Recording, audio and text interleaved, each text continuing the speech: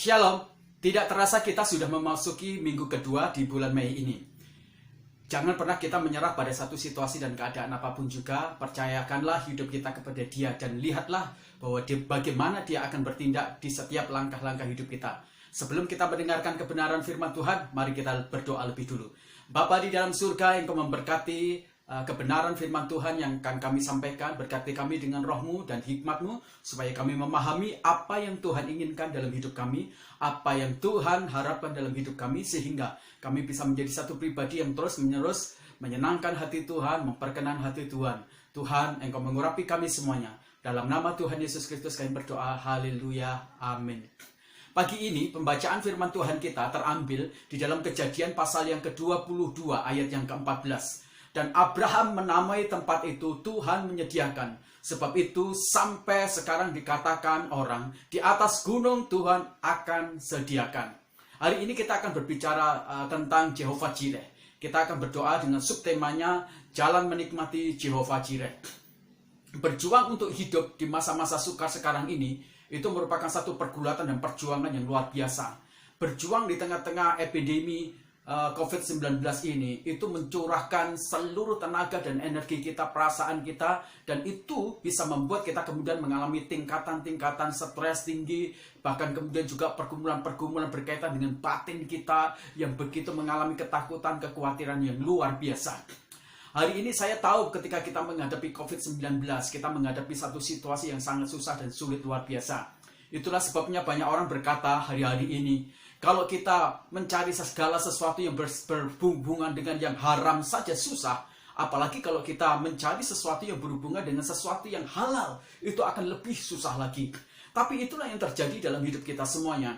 Jauh sebelum kita menghadapi masa-masa yang sangat sukar, Timotius telah menubuatkan bahwa kejadian-kejadian di akhir zaman itu akan berhubungan dengan kesulitan-kesulitan hidup, termasuk kesulitan ekonomi. Dan apakah ketika kita menghadapi situasi yang sangat sulit itu kemudian kita menjadi takut, menjadi khawatir? Sebaliknya tidak demikian. Di tengah-tengah situasi yang sudah dinubuatkan jauh ratusan tahun yang kemarin, seharusnya kita mengakarkan iman kita kepada Yesus. Seharusnya kita membangun kemampuan iman kita kepada Yesus Kristus. Seharusnya kita terus-menerus bergantung kepada Tuhan dan kita tidak pernah menjadi takut. Karena Tuhan Allah yang telah berfirman, Dia bukan hanya menyediakan segala sesuatu yang berhubungan dengan nubuat-nubuat yang berkaitan dengan kesulitan, tetapi ketika Dia menyatakan tentang akhir zaman nanti, Dia juga akan menyediakan secara khusus pertolongan-pertolongan bagi orang-orang yang percaya kepada Dia. Maka, jangan pernah kita menjadi takut, jangan pernah kita menjadi mengeluh. Tetapi sebagai orang yang percaya kepada Tuhan Yesus, kita harusnya menjadi orang yang mempercayakan diri kita kepada Tuhan Allah sendiri sang penyedia. Hari ini kita akan berbicara tentang Jehovah Jireh. Ketika Abraham diperintahkan oleh Tuhan untuk membawa anaknya menjadi satu persembahan kepada Dia, apa yang terjadi? Abraham melihat secara ajaib luar biasa bagaimana Tuhan yang dia sembah itu adalah Tuhan yang menyediakan. Abraham mengalami tentang bagaimana Allah itu menjadi Jehovah Jireh dalam pergulatan-pergulatan batin dia, emosional dia, kemudian juga rasa khawatir dan cemas dia yang luar biasa. Abraham meyakini bahwa Tuhan itu adalah Tuhan Jehovah Jireh. Tuhan yang menyediakan, Tuhan yang mengadakan di tengah-tengah ketiadaan apapun juga. Maka jadilah anak-anak Tuhan yang seperti Abraham, menyadari bahwa Allah yang kita sembah adalah Allah yang benar-benar akan menyediakan. Tetapi jalan untuk kita menikmati Jehovah Jireh, jalan untuk kita menikmati penyediaan dari Tuhan, jalannya tidak terlalu mudah. Jalannya butuh sesuatu pengorbanan. Jalannya butuh sesuatu yang membuat kita semua yang mungkin tidak kita suka. Tapi itu harus kita lakukan, harus kita jalani. Maka hari ini kita secara khusus kita berbicara tentang jalan menikmati Jehovah Jireh. Bagaimana kita bisa menikmati Jehovah Jireh dan penyediaannya? Mari kita akan belajar bersama-sama dari kisah bagaimana Abraham mempersembahkan anaknya Ishak. Yang pertama, ketika kita ingin menikmati penyediaan yang datang dari Tuhan, kita ingin menikmati Jehovah Jireh dalam kehidupan kita, dalam kesulitan kita, maka jalan yang harus kita tempuh yang pertama, jalan yang harus kita bangun di sana yang pertama kali adalah kita harus membangun ketaatan total kepada perintah Allah atau instruksi yang datang dari Allah. Ketaatan kepada Tuhan itu merupakan satu harga mati yang tidak bisa ditawar oleh apapun juga. Ketaatan kepada Tuhan itu merupakan sesuatu yang tidak bisa dinegosiasikan sebenarnya. Ketaatan kepada Tuhan merupakan sesuatu yang memang harus mutlak yang kita lakukan. Ketika Abraham disuruh mempersembahkan anaknya kepada Tuhan di Gunung Moria, apa yang dilakukan oleh Abraham? Abraham tidak melakukan tawar-menawar dengan Tuhan. Abraham tidak melakukan sebuah negosiasi dengan Tuhan. Tuhan tidak menuntut kepada Abraham untuk dia melakukan sebuah negosiasi atau meringankan beban dari tanggung jawab dan perintah yang Tuhan berikan. Apa yang dilakukan oleh Abraham ketika dia mendengar perintah Tuhan itu, Abraham langsung dia berbenah menyiapkan segala sesuatu untuk melakukan apa yang Tuhan perintahkan. Abraham mulai menyiapkan berkaitan dengan bekal-bekal, dia menyiapkan keledai, dia menyiapkan segala sesuatu juga berhubungan dengan kesiapan-kesiapan dia untuk melakukan perintah Tuhan, termasuk dia menyiapkan anaknya dan menyiapkan hati, pikiran, dan roh dia. Jadi ketika kita ingin melihat Jehovah Jireh itu dinyatakan dalam hidup kita, maka kita harus mengembangkan jati diri kita sebagai orang-orang Kristen yang percaya sepenuhnya kepada Tuhan dalam ketaatan total yang mutlak, yang tunduk kepada Tuhan, kepada perintah Tuhan, dan kita harus lakukan itu semuanya. Memang ketaatan itu merupakan sesuatu yang sangat susah. Ketaatan itu membutuhkan kepada kita pengorbanan yang luar biasa. Ketaatan itu membutuhkan bagaimana kita merobek daging kita, merobek keinginan kita, merobek kesukaan kita, meletakkan tubuh dan daging kita berada di bawah kontrol dari perintah Allah itu sendiri. Nah, dalam ketaatan tidak ada perdebatan. Dalam ketaatan tidak ada segala sesuatu yang berkaitan dengan alasan-alasan dan alibi-alibi apapun juga untuk meringankan supaya kita tidak melakukan perintah itu. Ketaatan total itu membutuhkan sebuah keyakinan. Ya, saya hanya akan melakukan apa yang Tuhan lakukan. Saya hanya ingin melakukan apa yang Tuhan inginkan. Ketaatan pada waktu itu berhubungan dengan perintah Tuhan, itu memang mengandung satu risiko. Tapi ketaatan itu tidak berbicara tentang sebuah risiko. Ketaatan itu tidak berbicara tentang isu-isu yang akan kita nikmati segala sesuatu berkait dengan akibat-akibatnya. Entah itu akibat yang baik, entah itu akibat yang buruk. Ketaatan itu berhubungan secara khusus dengan keinginan untuk kita menyenangkan hati Bapa. Jadi isu ketaatan itu yang paling penting adalah keinginan paling terbesar kita menyenangkan hati Bapa. Jadi isu yang paling terbesar tentang ketaatan itu bukan tentang bagaimana kita menjadi pribadi yang meringankan beban atau risiko atau kita mendapatkan berkat di sana. Jadi isu paling terbesar ketika kita bicara tentang ketaatan adalah isu bagaimana kita menyenangkan hati Tuhan dengan cara kita melakukan apa yang Tuhan perintahkan. Dan waktu Abraham, dia diperintahkan oleh Tuhan, maka Abraham benar-benar bergegas. Hati dia untuk menyenangkan Tuhan itu begitu besar dan begitu kuat. Hati dia untuk diperkenan kepada Tuhan itu begitu kuat luar biasa. Abraham tahu bagaimana dia menyukakan hati Tuhan. Abraham tahu bagaimana dia menyenangkan hati Tuhan, yaitu melakukan dengan tepat, dengan benar apa yang diperintahkan Tuhan. Jadi kalau kita ingin melihat sebuah penyediaan Allah di dalam hidup kita, maka lakukan apa yang Tuhan perintahkan dengan ketaatan yang total. Apa yang Tuhan inginkan harus kita lakukan. Kalau Abraham hidup di zaman sekarang ini, ketika dia mempersembahkan anaknya Ishak, maka dia pasti akan berhubungan dengan hukum-hukum secara humanity. Hukum-hukum yang ada di seluruh dunia ini. Abraham dianggap akan melanggar HAM. Abraham akan melawan dengan hukum-hukum misalnya KPAI. Tidak memperhatikan anak, menjerumuskan anak, melakukan mungkin sebuah tindakan yang buruk luar biasa terhadap anaknya. Abraham akan mengalami bulian yang luar biasa. Abraham akan mengalami pengecaman luar biasa. Bahkan Abraham akan berhubungan secara hukum dan dia bisa dimasukkan dalam penjara. Itulah resiko ketika kita melakukan perintah dan ketaatan kepada Tuhan. Tapi sekali lagi, ketika kita bicara tentang ketaatan, isu yang paling terpenting di sana bukan resiko-resiko buruk atau resiko yang baik, bukan. Isu yang paling penting di dalam ketaatan adalah kita gemar menyenangkan hati Tuhan, menyukakan hati Tuhan.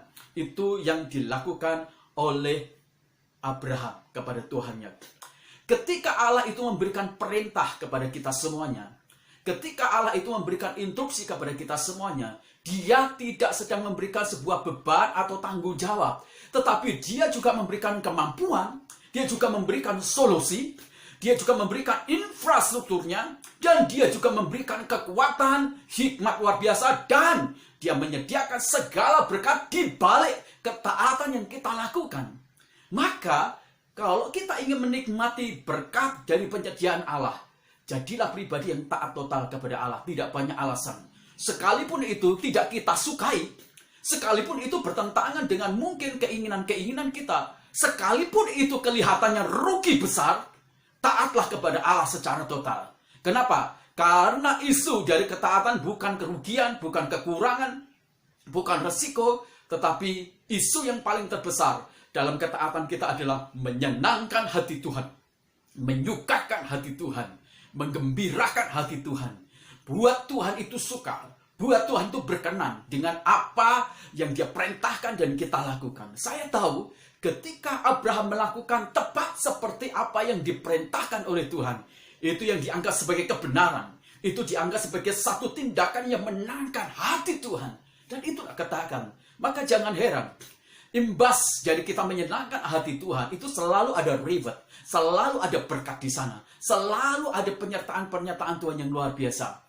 Izinkan Jehovah Jireh itu memberkati dan menyediakan dalam hidup kita, dengan cara kita membangun sebuah jalan untuk kita menjadi pribadi yang taat total, untuk melakukan kebenaran-kebenaran dan perintah Tuhan dalam hidup kita semuanya.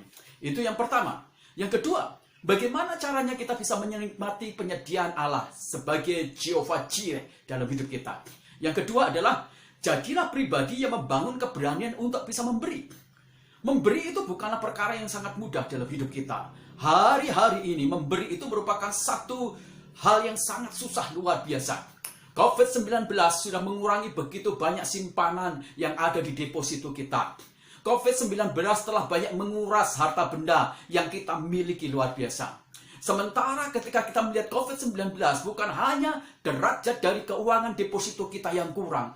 Orang-orang yang mengalami kelaparan, orang-orang yang mengalami kekurangan, yang tidak bisa menikmati makan, itu jumlahnya cukup banyak.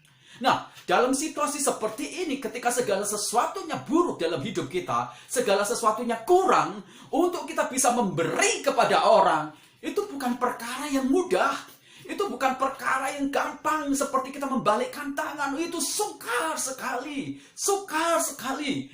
Memberi itu memang tidak berurusan dengan masalah sebenarnya banyak atau sedikit, punya atau tidak, turun atau tambah. Memberi itu tidak berhubungan sebenarnya dengan hal itu.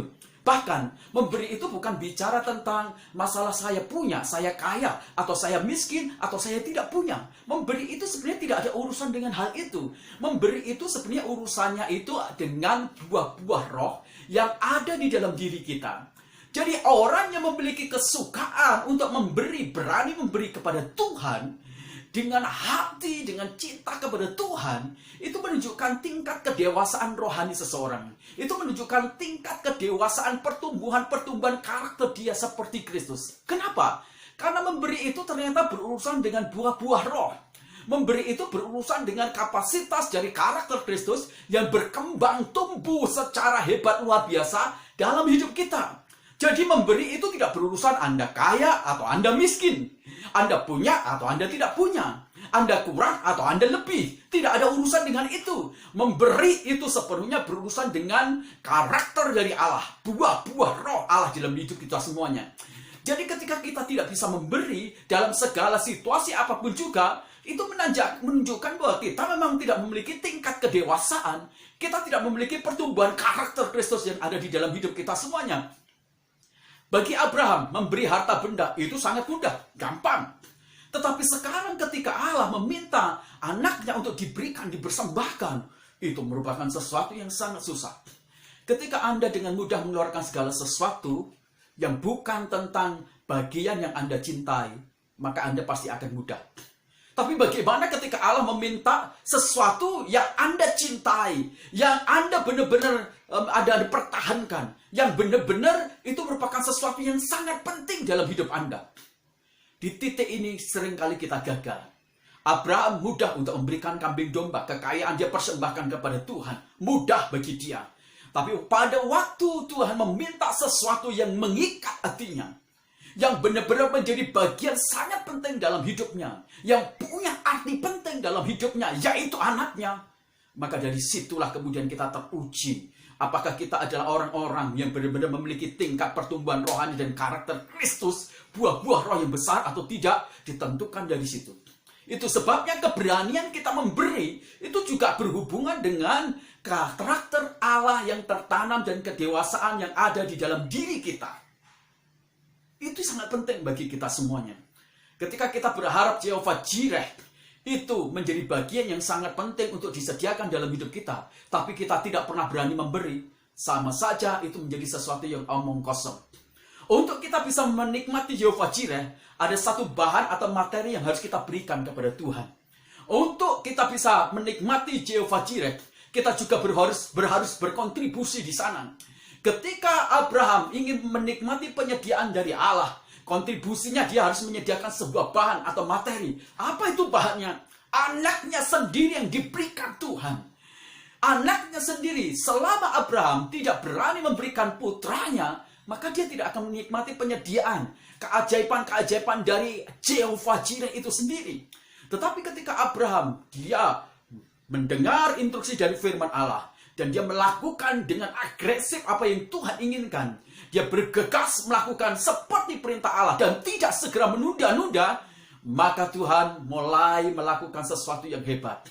Ketika pisau sudah ditaruh di dekat tubuh anaknya, Tuhan berkata, "Stop Abraham, stop Abraham. Aku tahu apa yang ada dalam hatimu, betapa engkau mengasihi aku, dan kau lihat di sampingmu." Dan ketika Abraham melihat ternyata Tuhan menyediakan sebuah korban, yaitu domba. Kita tidak akan pernah melihat penyediaan Allah sebelum kita menjadi orang yang berani memberi kepada Tuhan, menyediakan bahan dan materi yang kita persembahkan kepada Tuhan.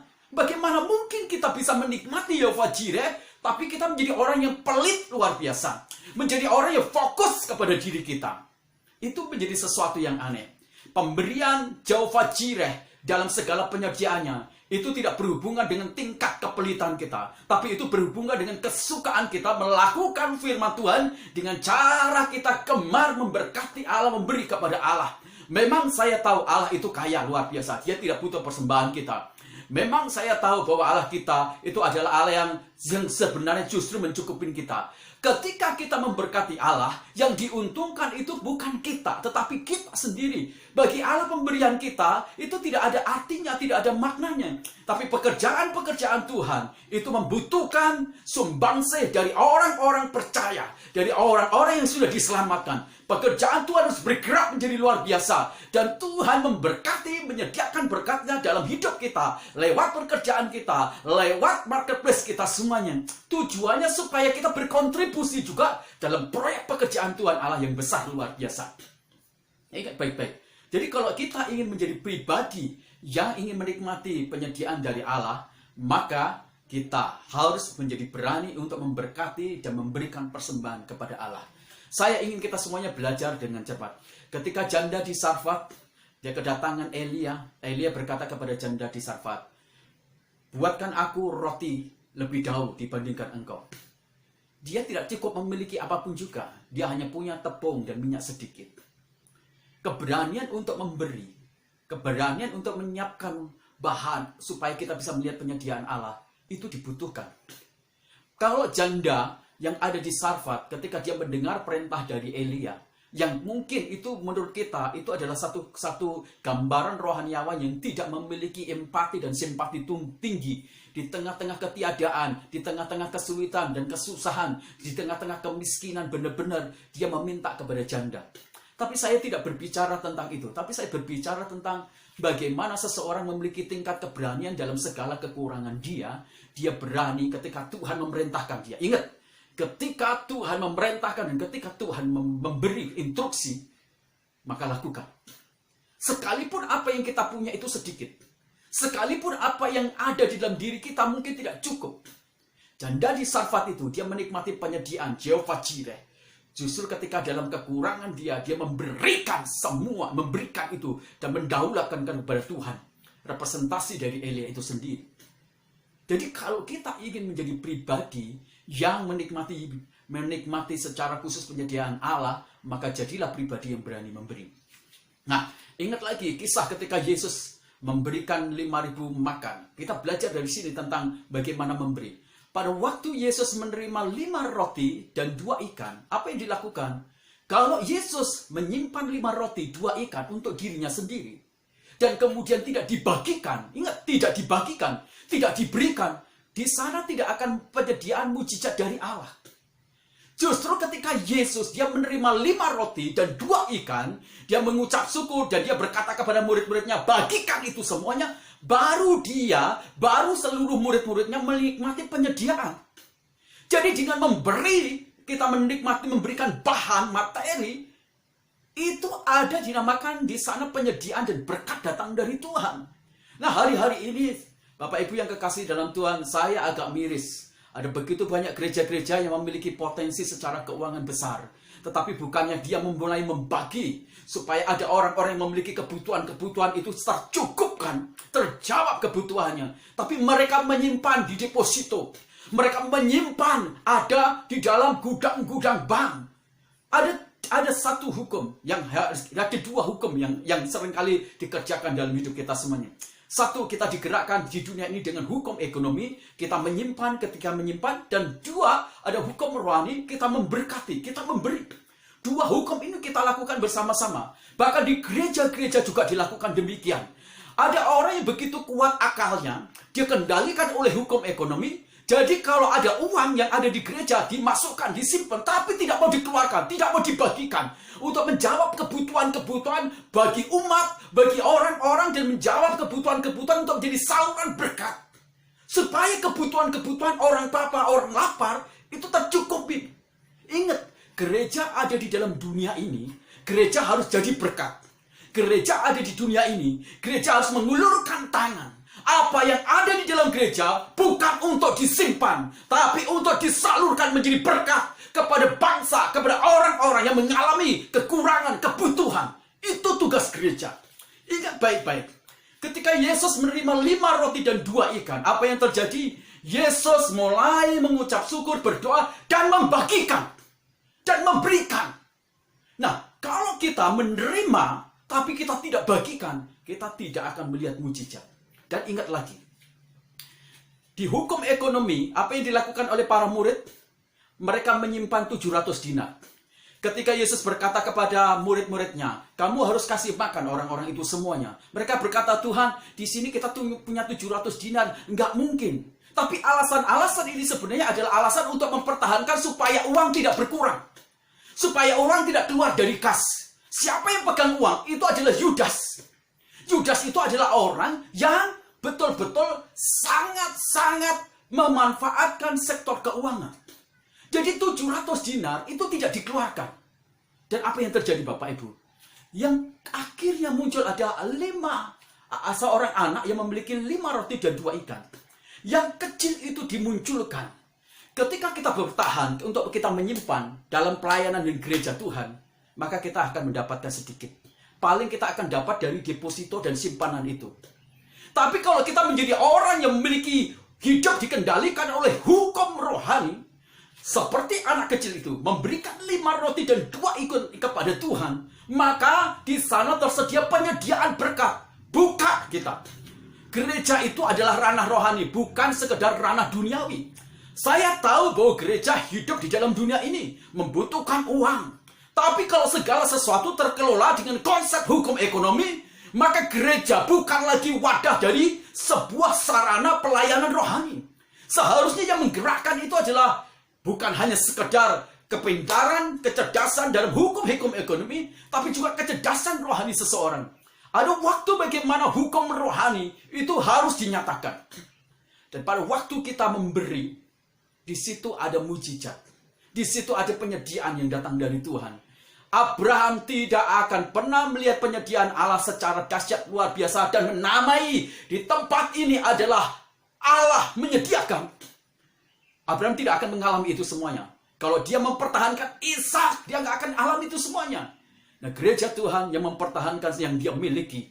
Dan dia tidak berani keluar, mengeluarkan pikiran dia, mengeluarkan uluran tangan untuk menjangkau dan membantu orang-orang yang papa, orang-orang yang susah. Seperti itu pergerakannya. Maka kenapa ada gereja-gereja yang diberkati oleh Tuhan, ada gereja-gereja yang maju cepat luar biasa, ada gereja-gereja yang Tuhan gerakkan untuk orang-orang memberkati. Ditentukan dari itu. Orang digerakkan oleh hukum ekonomi untuk memikirkan gerejanya sendiri dengan cara dia menyimpan. Dan orang yang menyimpan, dia hanya memikirkan, maka dia tidak akan libatkan Tuhan dan tidak akan libatkan banyak orang yang akan digerakkan oleh Tuhan. Nah, kalau kita menjadi anak kecil yang mempersembahkan 5 roti 2 ikan, apa yang dilakukan oleh Tuhan? Tuhan membaginya lagi, memberikannya lagi, maka di situ terjadi penyediaan. Selama kita menutup diri dengan berkat yang Tuhan berikan, selama kita menutup diri untuk mata kita melihat, membantu orang-orang yang papa, membantu orang-orang memiliki kebutuhan, dan kita kemudian menutup tangan, menutup hati, menutup mata kita, dan kita tidak mengeluarkan perbendaharaan yang kita miliki, maka tidak akan ada penyediaan atau Jehovah Jireh dalam hidup kita. Bahkan juga di dalam pergerakan-pergerakan gereja kita. Saya dari awal dalam pelayanan gereja ini, mulai dari awal, sesuatu yang saya lakukan adalah saya memberkati. Di pelayanan awal saya merintis, saya tidak punya apapun juga. Tapi dalam kekurangan saya, bahkan dalam situasi yang sangat terbatas, ketika ada seseorang membutuhkan, saya berani keluarkan apa yang saya punya itu. Apakah saya kekurangan? Di sana saya menikmati Jehovah Jireh, penyediaan Allah. Waktu gereja kita merintis, sangat kecil sekali. Tapi saya selalu memerintahkan kepada bendahara, ada uang berapa kalau ada orang susah, bantu. Tapi kita tidak pernah mengalami kekurangan. Dari mulai perintisan, saya ingin mengajak kita semuanya untuk melihat kita menjadi orang yang berani untuk memberi. Berani memberi bukan berdasarkan sebuah emosional pencitraan saja. Berani memberi bukan hanya karena kita ingin dipuji, ingin dihormati, ingin terkenal. Bukan. Kita berani memberi karena kita memang tumbuh dalam kedewasaan rohani, tumbuh di dalam buah-buah roh, tumbuh di dalam karakter Allah. Nah, akhirnya kalau kita bicara tentang memberi, isu yang paling terbesar itu bukan tentang duit, tetapi tentang besaran cinta kita kepada Tuhan. Besaran cinta kita kepada sesama kita. Besaran cinta kita kepada Tuhan. Besaran cinta kita kepada orang-orang yang dipakai Tuhan untuk melayani. Besaran itu semuanya. Sepanjang saya melayani di gereja, saya belum pernah meminta kepada jemaat. Saya belum pernah mengemis. Saya tidak pernah menekankan tentang perpuluhan.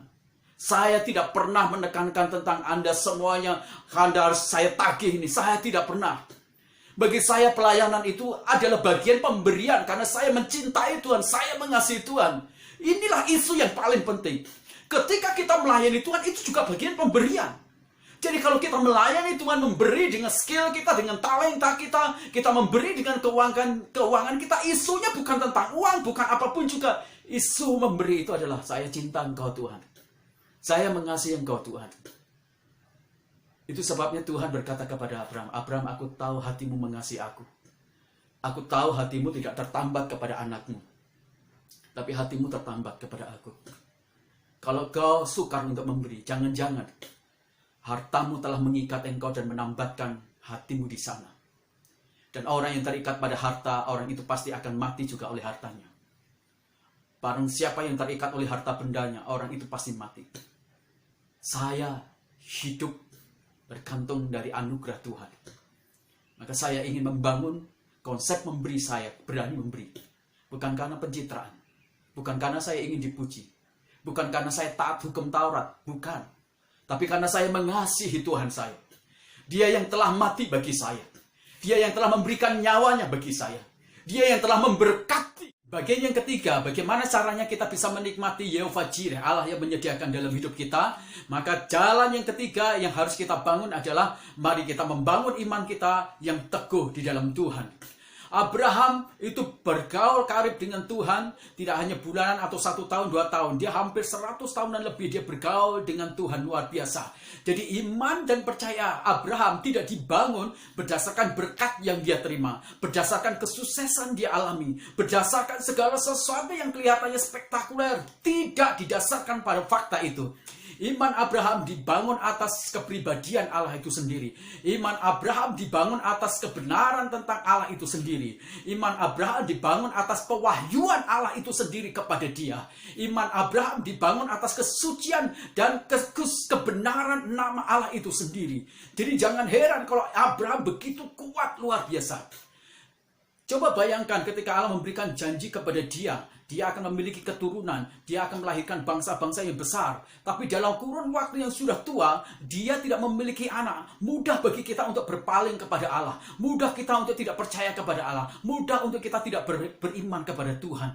Tetapi Abraham, sekalipun perjalanan imannya begitu panjang, janji itu belum tergenapi, dan janji itu begitu lama, Abraham berdiri teguh di dalam imannya kepada Tuhan. Tak tergoncang sedikit pun. Itu yang luar biasa. Iman Abraham tidak didasarkan kepada fakta jasmani. Iman Abraham tidak didasarkan pada situasi. Tapi iman Abraham itu didasarkan kepada Tuhan itu sendiri. Sang kudus itu sendiri. Sang benar itu sendiri. Sang pewahyu itu sendiri. Itulah iman Abraham dilabuhkan di sana. Jadi jangan heran. Tidak ada sesuatu yang membuat Abraham itu mengalami curiga sedikit pun. Tidak ada sesuatu sedikit pun Abraham itu negatif terhadap Allah. Imannya meyakini bahwa Tuhan itu baik dan melakukan banyak kebaikan untuk hidup dia. Sekalipun ketika dia diberikan perintah yang tidak masuk akal, yang mungkin kelihatannya buruk, tapi imannya berkata, Tuhan engkau baik, engkau sangat baik, dan tidak akan pernah berubah tidak baik. Itu iman yang berdiri teguh luar biasa dari pribadi Abraham.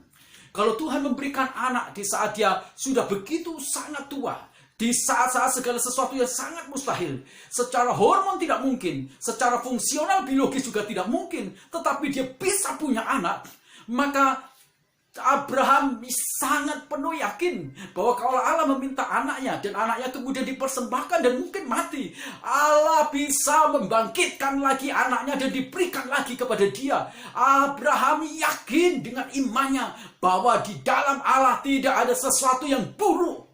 Semua baik, semua kebenaran. Dan ini luar biasa. Ini yang membuat Abraham memakukan imannya secara permanen. Kenapa? Karena Tuhan Allah yang mewahyukan diri dia. Karena Tuhan di dalam kebenaran yang tidak pernah berdusta. Karena kesucian namanya. Karena betul-betul kepribadian Allah sendiri. Itu yang membuat Abraham itu beriman. Pernyataan yang menunjukkan Abraham itu memiliki iman yang luar biasa. Di saat-saat dia mempersembahkan anaknya adalah, dia berkata demikian kepada bujangnya, kamu tunggu di sini. Aku akan naik ke atas bersama anakku dan aku akan kembali lagi. Aku dengan anakku. Itu menunjukkan tentang iman dia yang luar biasa. Ketika anaknya Ishak bertanya, Tuhan, Bapak, kalau kita akan persembahkan korban, di mana kambing dombanya? Abraham berkata, Tuhan sendiri yang akan menyediakan. Imannya begitu teguh. Imannya begitu kuat, luar biasa. Pantas kalau ada begitu banyak penyediaan-penyediaan yang luar biasa yang Tuhan berikan kepada Tuhan. Orang yang mengimani Tuhan, mempercayai Tuhan di segala sesuatu yang belum terbukti, itu adalah orang yang luar biasa. Itu yang luar biasa. Dan Tuhan menganggap iman percaya yang belum terbukti tapi begitu yakin, itu dianggap sebagai kebenaran. Dan oleh kebenaran itulah kemudian Tuhan membuat sebuah janji yang luar biasa. Mari kita, kalau ingin menikmati penyediaan yang datang dari Tuhan, kita menjadi pribadi yang membangun iman kita di atas kepribadian Allah sendiri. Bukan karena berkatnya, bukan karena mujizatnya, bukan karena keajaiban, bukan karena kesuksesan yang kita terima, tapi karena nama Allah sendiri, karena kepribadian Allah sendiri. Iman itu bukan tentang berkat, iman itu bukan tentang kesembuhan ilahi, iman itu bukan tentang mujizat, iman itu bukan tentang keajaiban, tapi iman itu tentang kesucian dari Allah. Iman itu secara praktis berhubungan dengan kita. Itu berhubungan dengan tingkat ketaatan kita.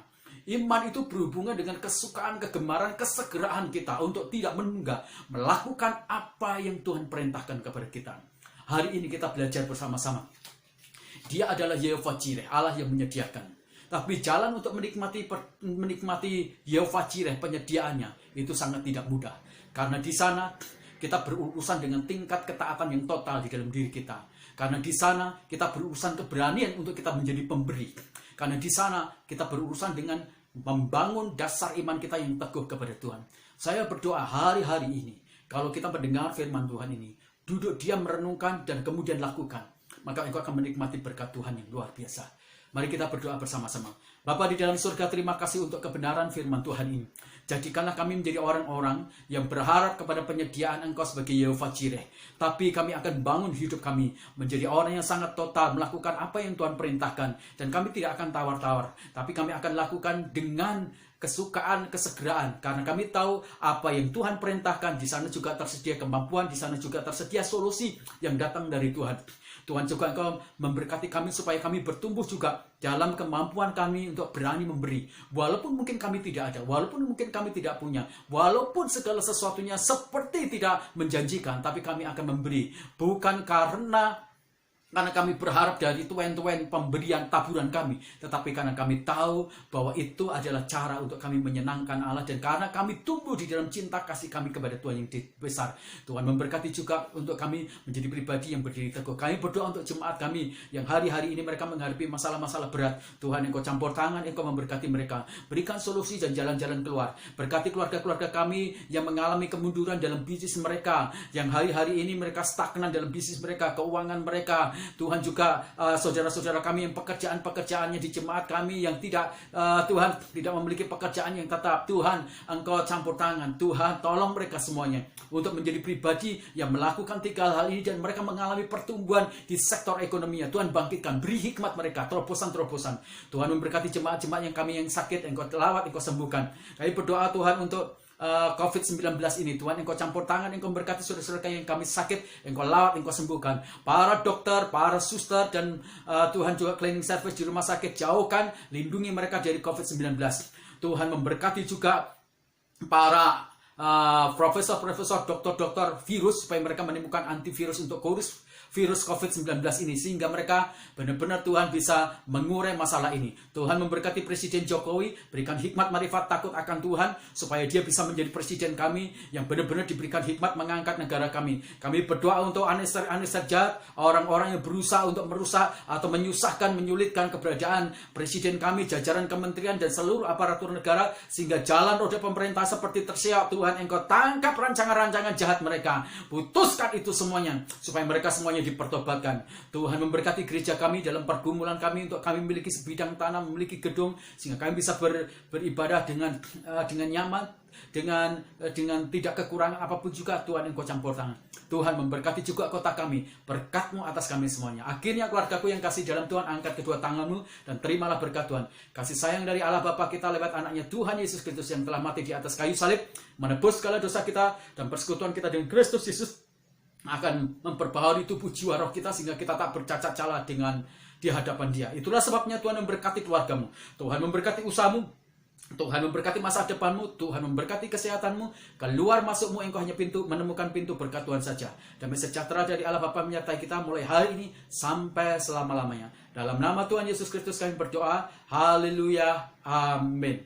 Tuhan memberkati kita semuanya.